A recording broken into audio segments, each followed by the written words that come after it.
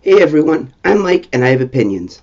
As you can tell, my voice is a bit rusty today, but I just wanted to quickly talk about something that's been on my mind for the past couple of days. Ion9 wrote an article about Creepypasta, and the headline article, a bit clickbaity I will admit, declared that it has supplanted classic folklore.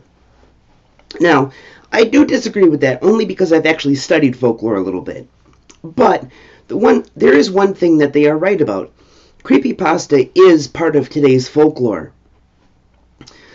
Slender Man, Candle Cove, The Rake, all of these started, while they did start online, and we all know that they're fake, just like most urban legends, they have a certain power, and that if you read too much in the dark, in the middle of the night, right before you go to sleep, they're gonna creep you the hell out.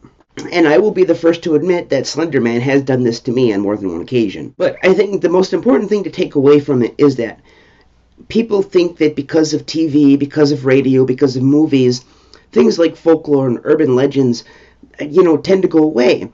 But this isn't the case. Think about these new tales as the internet versions of the campfire story.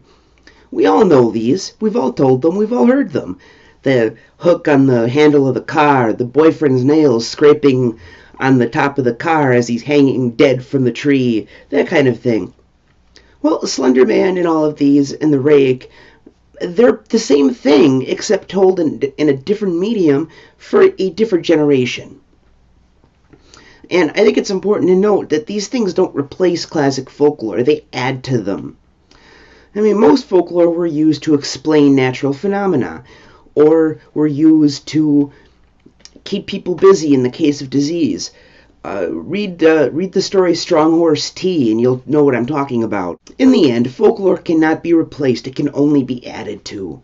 And I think it's important to remember that as we go forward, considering that if you take a storyline back far enough, you'll see how it all connects. For those of you who have ever seen Buffy the Vampire Slayer, that phenomenal episode Hush with the gentleman, just another in a long line of creatures put in formal dress in order to more fully separate them from the common person. Slender Man wears a suit, so did the gentleman. Spirits in ornate suits of armor. They were all used in fairy tales and in folklore in order to teach lessons. And this is no different today. I mean, even in things like Slender Man, it all goes back to the idea that you don't talk to strangers. You be careful who you talk to. All of these things are common tropes in folklore, and they can't help but carry forward into the stories we tell today, especially stories that factor into urban legends and things like that. So just keep that in mind when you read Creepypasta, and if it inspires you to, and I hope it does, go back and read some of the original Grimm's fairy tales, or some of the original tales that inspired later vampire stories in Slavic myths. Do yourself a favor, because I think you'll find that it'll add to your understanding of the power that these stories have, even in modern day.